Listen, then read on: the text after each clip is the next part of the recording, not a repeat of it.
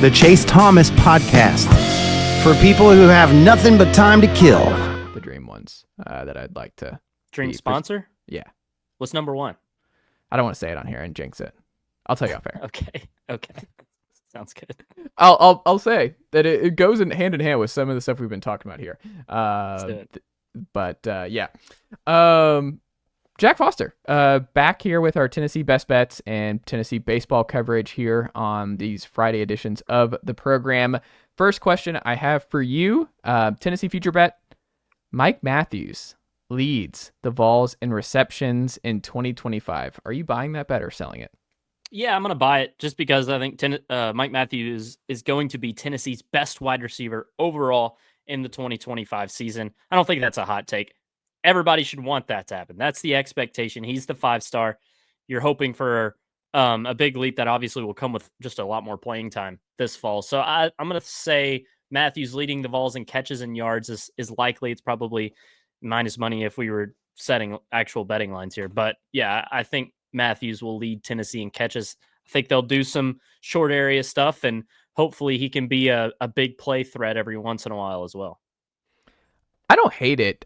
My gut is like, and it will lead into our next answer here, but our next question, but I could see him having like the number 2 lead, or being number 2 in receptions, number 2 in yards, number 3 maybe in TDs. Like I could see his numbers as a whole, like across the board, being solid, but maybe not necessarily number 1 in any particular stat.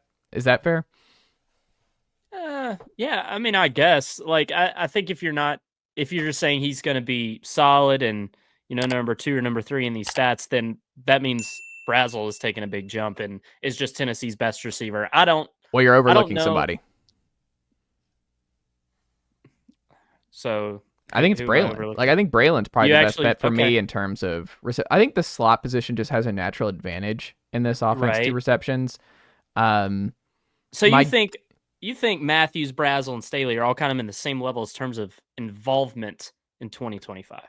I think that's very possible, yeah. But I mean, my thing I've said for a while, and I've been this is my off-season just strong take here, Jack Foster, that I'm going to try to just encourage, hopefully influence Tennessee's football program. I have a strong looming influence over what Heupel's got cooking in Knoxville. But I would move Boo to a slot full-time. Like, I would move Boo and get Star right, like get Caleb Beasley or somebody there, because I don't think it's as valuable to Tennessee to have Boo at Star rather than just, hey, you're the slot. Like, because I just think he's the best all-around player at Tennessee right now.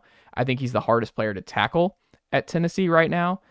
I just think there is such a value to him in the slot that would provide so much just added juice and scare factor for opposing defenses and make life a lot easier for Nico, life easier for Matthews, that I worry that Boo is being misused at Tennessee, at least in terms of which side of the field. I mean, we'll see how much he plays both ways. Like, maybe he does play a bunch on both sides and this is all moot, but I don't know. I just kind of wonder where things go with the slot. But to me, like, if you were to tell me right now who I think the best receiver at Tennessee is right now, I think it's Boo Carter.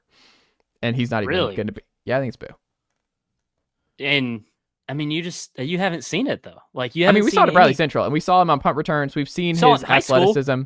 I'm just saying Boo Carter has some twitchiness. He has the wiggle. Like, he has the stuff that playmaker. He's a playmaker. And I think that it just can't be taught. Like, he has some skill sets. Say it again. So you think because of his playmaking capability, that makes him the best receiver? Yeah. Who would I bet on to have the most explosive plays in this offense of anyone on the roster? It'd be Boo. If he gets the reps. Right. Yeah.